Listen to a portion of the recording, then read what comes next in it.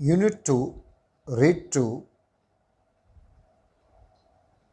we are going to discuss about the second part of this poem, Shaper Shaped, ઘડનાર ઘડાયો.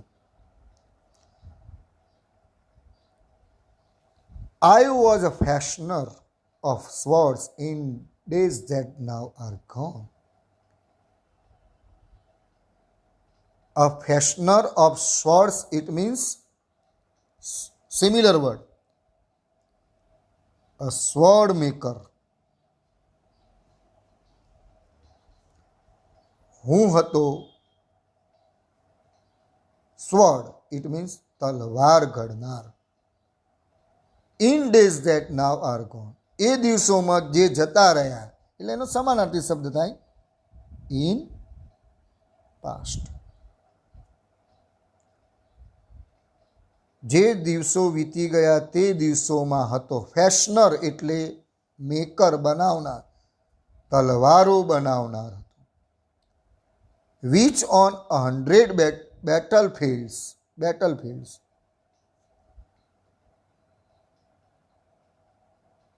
યુદ્ધના મેદાનો, 100 battlefields અસંખ્ય યુદ્ધના મેદાનમાં glittered, gleamed and shone. સામાન્ય રીતે આ ત્રણ શબ્દોના મિનિંગ એકબીજા સાથે રિલેશન છે. ગ્લિટર્ડ ચમકવું, ગ્લીમ્ડ ઝબકવું, એન્ડ શોન ચકચકિત થવું. જે તલવારો હતી એની પાસે એ યુદ્ધના મેદાનમાં ચમકી, ઝબકી અને ચકચકિત થઈ. આ ભૂતકાળની વાત છે. પણ હવે ઘડનાર ઘડાઈ ગયું. જે રીતે હું એક શિક્ષક હતો, પણ ઘડાઈને હું એક વિદ્યાર્થી બની ગયો. But now that I am brimming with એટલે છલકાઈ જવું, થી ભરાઈ જવું. The silence of the lord. Lord એટલે ભગવાન, સાયલેન્સ એટલે શાંતિ. ભગવાનની શાંતમયથી હું ભરાઈ ગયો. પરમાત્માની શાંતિથી મારું હૃદય ભરાઈ ગયું. I have ceased to be a sword maker. હું તલવાર ઘડનારનો મટી ગયો, બંધ કરી દીધું. And have learned to be the sword, અને તલવાર બનવાનું શીખી ગયું.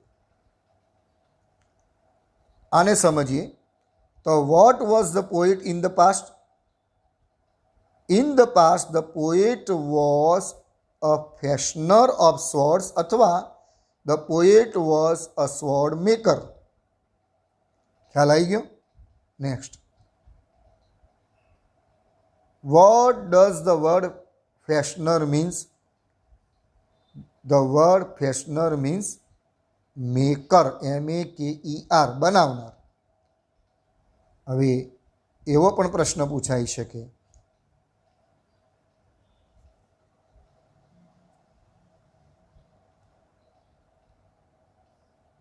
what has the poet learned to be? The poet has learned to be the sword.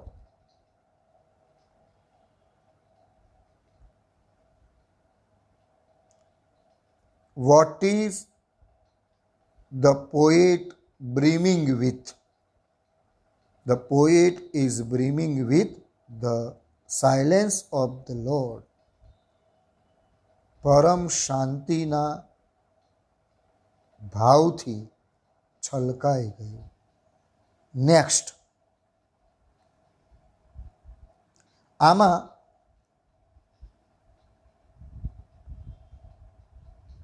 તલવાર બનાવવાની જગ્યાએ તલવાર બનવાનું શીખ્યો. આગલા બે સ્ટાંજામાં કુંભારમાંથી માટી અને કવિમાંથી સોંગ એટલે ગીત, કવિતા ગમે તે બોલી શકાય. હવે નેક્સ્ટ, ઇન બાયગોન ટાઈમ્સ વીતી ગયેલા દિવસોમાં I used to be a dreamer.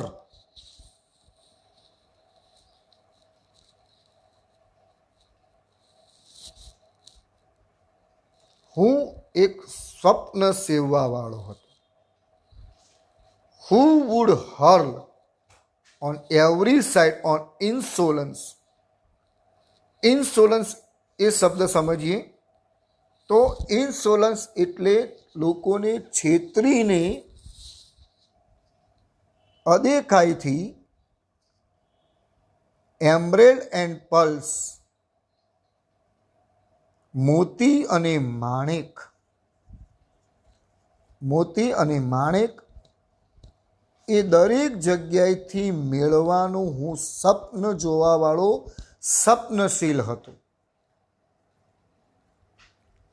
એટલે કંઈ ને કંઈ કોઈ દરેક જગ્યાએથી કંઈ ને કંઈક મળી લો, સાચી રીતે ખોટી રીતે બધું પ્રાપ્ત કરું, આવા હું સપના સેવતો. કોઈનું પડાઈ લેવાના હું સપના સેવતો. બટ જુઓ બીજો ભાગ આવી ગયો, તમને ખ્યાલ આવે છે? Now we can see the next part.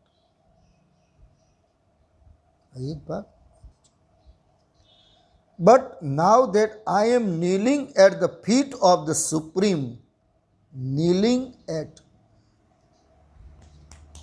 ઘૂંટણીએ પડવું. આપણે નમાઝ પઢીએ ત્યારે અથવા મંદિરમાં જઈએ ત્યારે આપણે નમસ્કાર કરવા નીચે બેસીએ છીએ તો આપણે ઘૂંટણીએ પડીએ છીએ. એટ ધ ફીટ એટલે પગ પર. સુપ્રીમ, આ શબ્દ ખાસ સમજજો. સુપ્રીમ શબ્દ કોના માટે વાપર્યો છે? ગોડ. સુપ્રીમ સર્વોપરી, ભગવાન. હવે હું ભગવાનના ઘૂંટણીએ પગમાં પડી ગયો છું. I have ceased to be the dreamer and have learn to be the dream. હું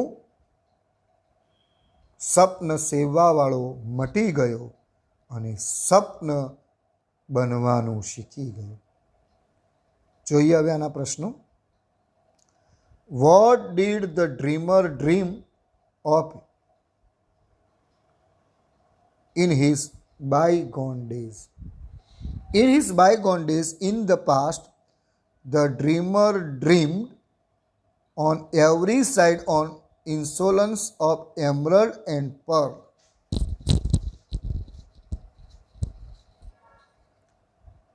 In his bygone days, the dreamer dreamed to collect, to hurl on every side on insolence of emerald and pearl.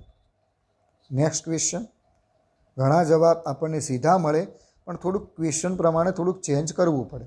Next, find out the similar word from the stanza. God, supreme, disrespectful અનાદર રીતે, ખરાબ રીતે, ઇન્સોલન્સ. આ બેના સમાનાર્થી શબ્દો છે. વિદ્યાર્થી મિત્રો, કવિતા પણ સમજાઈ, સાથે સાથે મેં પ્રશ્નો પણ લીધા. ચોક્કસ ખ્યાલ આવી ગયો હશે. ન ખબર પડી હોય અથવા if you want to gate more knowledge related to it, please call me in personal.